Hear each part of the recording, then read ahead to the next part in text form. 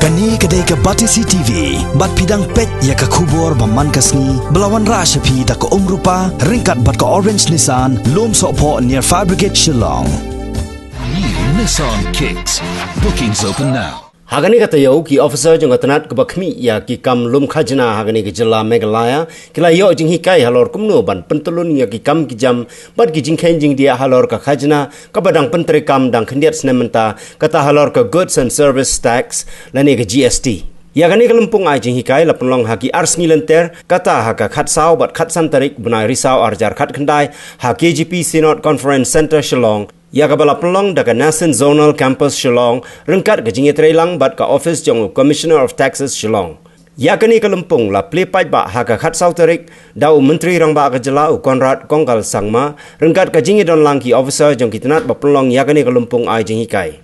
There was a very interesting trend in the chart. So the trend was, just for example, my numbers will be wrong, but I'm just going to give an example. Transport Department.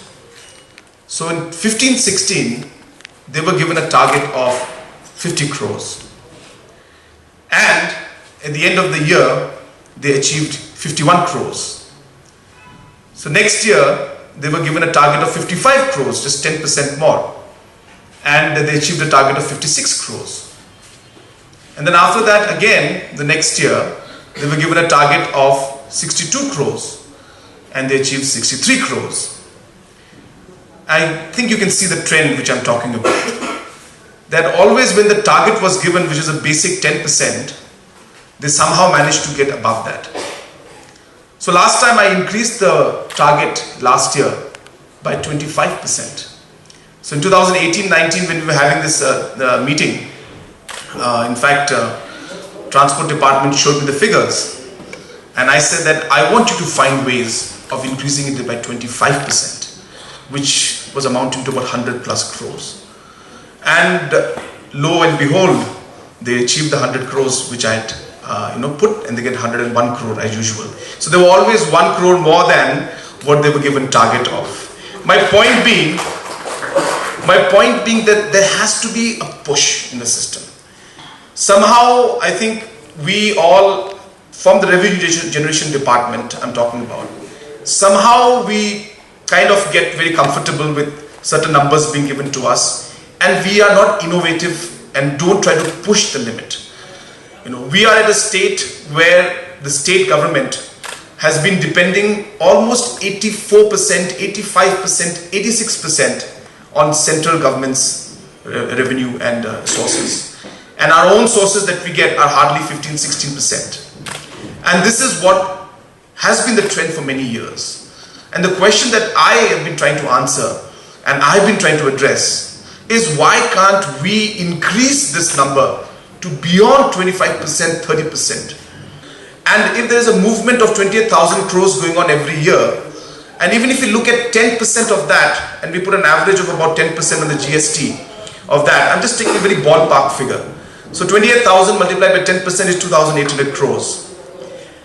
I would think that any economic activity going on in the state, any consumption going on for the GSDP, whether government or whether private sector consumption going on, the factor of GST is a part of it. So as I said, even if you look at the entire economic activity going into the state, which I'm sure is much lower than what it should be, we are working on that figures too. I'm very sure our GSDP is much higher than the 4 billion figure. And that's because a lot of numbers don't go recorded. So therefore, but even if you were to look at those numbers and just add a 10% to it, that's a 2,800 crore. And right now we're at 878 crores in terms of our GST collection. So I'm not saying that we have to touch 2,800 crores, but I surely can look at a very small number and a very simple calculation and see that there is clearly some gap in the system. We really can look at a growth in the system. And a lot of departments, a lot of sectors, and I don't want to name them. I have discussed this in detail with some of our officials, and I know for sure that there are many in fact sectors, and some are very big sectors in the private sector, which are not being monitored in the level that we can monitor them.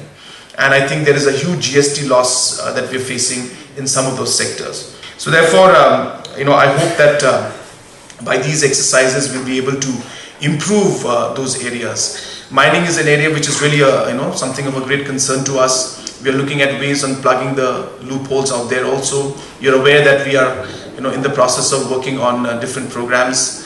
Again, because of the election code of conduct, I'm prohibited to talk a lot about all those areas. But we are working on many ways to strengthen the overall revenue collection for the state. And I'm very, very sure that if all of us put our heads together, we can see a huge jump in this revenue collection that we're having.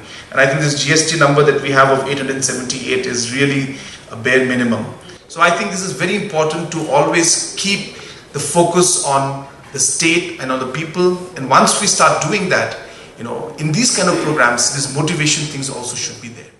Habakren ha kajing yalang u konrad kongkal sama ulapan pauru ya kajing sngosi ka bakrau halor kajing do kansan no ki reu ngai jong balang Catholic hagani ka jela u balong ru u Archbishop jong jela niamba shalong u Most Reverend Dominic Jala u balaklat kendit ha kajing tengko kali ha ka khatwai terek mentau benar risau arjar khat kendai hagari United States of America.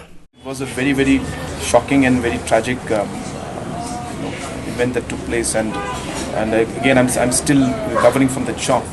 And in fact, the day we received the call and this had happened, I immediately called up Mr. Sanjay Panda, who is the Consulate General in San Francisco. And after speaking to him, he was expressing about another accident which had taken place a few weeks back where some weightlifters were involved. And then he's saying that now within a week, 10 days time, there's a second incident that has happened, and he himself is quite shocked. But then he was very supportive. He explained the whole procedure to us. He told us that the government and the consulate and the embassy is fully there to support in every way, and including connection with the hospitals and connection with getting the death certificate signed, including the transportation with Air India, talking to them. All these aspects are being lined up, and I've been continuously in touch with the Consulate General as well as the office in Delhi, and we were doing everything that is necessary to ensure that the mortal remains of Archbishop Dominic Jala can be brought back to Shillong safe.